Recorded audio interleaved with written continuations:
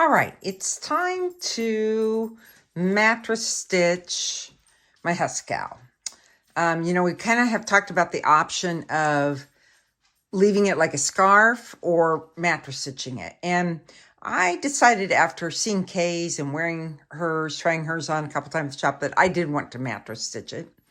But one of the things you will want to do is put these clips. We love these little clips, these wonder clips. We have those at the shop. And put it, and then try it on and make sure you like where the neck opening. The pattern recommends 19-ish inches and 12 inches down. And actually when I marked mine, that's exactly what it was. And then the pattern says you can whip stitch it, but I like a mattress stitch of which I'm going to show you how to do that. It's not the easiest to mattress stitch because there's all different kinds of patterns going on, but it will look nice when you do that. You'll need about, 40 inches of, if you're going to do the 40 inches of your yarn that you're going to use to mattress stitch. I just picked the light color.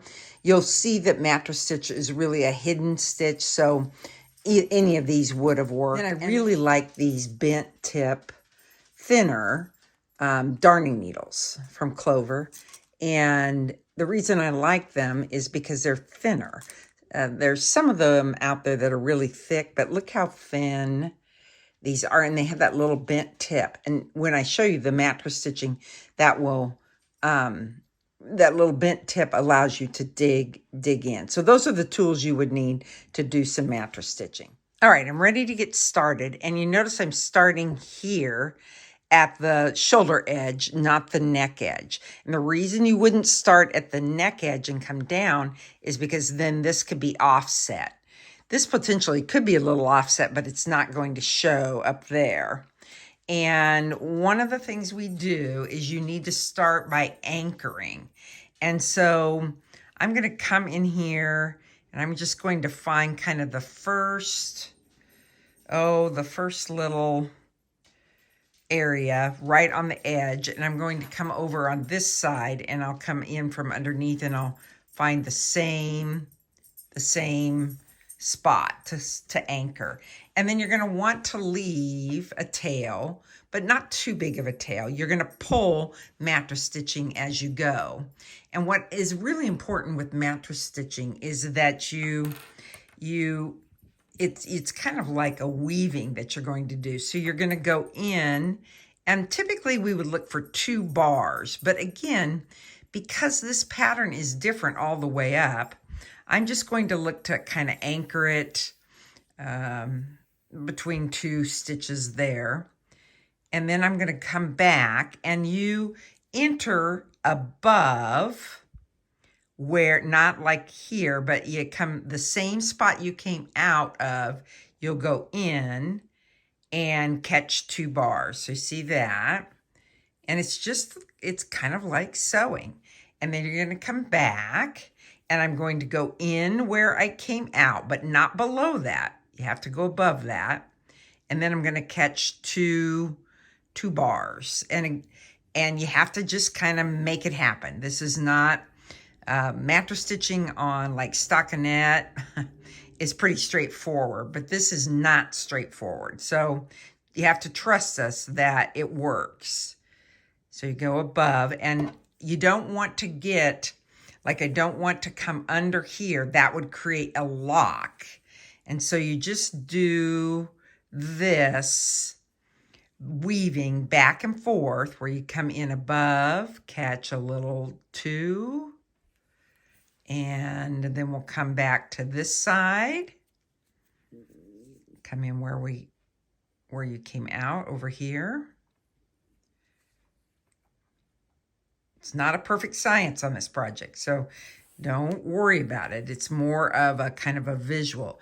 And then what happens with mattress stitching is you're going to hold the tail and you're going to hold the working yarn and watch the magic happen. It's the best. And you're going to pull it up, and it's going to create a really nice seam. Look at that nice seam. Really good. This I'll kind of clean up when I weave it in. Very nice. So then I'm going to open it up a little, just a smidge, and I will continue to do this all the way up.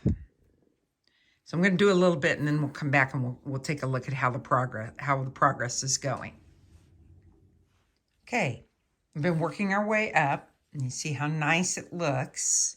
Here I am again, and I'm ready to pull. Now it's getting kind of far away for me to hold down here, so I'm just going to hold right here. Now watch how that yarn just disappears. And you want to make sure you get it all. You saw where that went away. Got it all pulled away. And then I give it just a little bit of a tug back like this. And then let's look on the back side. You are going to get kind of this seam type of look on the back side, but that's okay. That's how it's designed. If we were to whip this from the front, we would have this kind of large extra fabric on the front. So that's why, look how nice and soft and smooth this looks on the right side. So I'll finish up and we'll take a look. Okay, I have reached my 19 inches, leaving 12 inches here. And I want to show you how I use the light gray yarn here in the red, and you can't see it. So where I'm going to finish up by pulling this up one more time. There it goes. It's magic. It disappears. Want to be careful not to tug the yarn too tight because it it's single ply, so it can break. And then what do you do here? At this point, I'm just going to grab a little bit on each side, kind of almost like a whip, like that.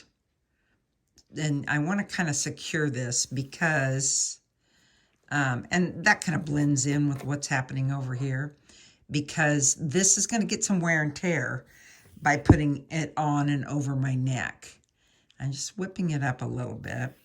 And then what you would do is you would turn and you would weave in. So let's look again on the back. You can see that we've got a little bit of a ridge, and that's what Mattress Stitch will do. But you would turn this, and what's really nice about this is then you can weave it just into, see where that guy is. Weave it into your mattress ridge here. And so I'm going to kind of go this way. And as we talked about throughout this whole project, because of the single ply nature of this yarn, it really kind of felts together. So it's going to, once we get it secured in here, then I'm going to come back and I'll go this way. And I actually can just kind of whip up and down this little ridge here, as again, that single ply is really, so I'm going to go for about an inch there, you can see. And then I probably will come back and I'll probably just kind of come all the way back down through that ridge, pull it off. And then, you know, you can pull it and snip it or break it and then trim it up in a bit. So let's look again. Very nice. There we go, all done. Now, the other thing I would do is give this a steam. I wouldn't reblock it, but I would get my steam iron out and steam it up. And now I've got a really nice piece that I can wear. Yeah, a little steam will take off a little bit of that puckering, and it's all done. Beautiful.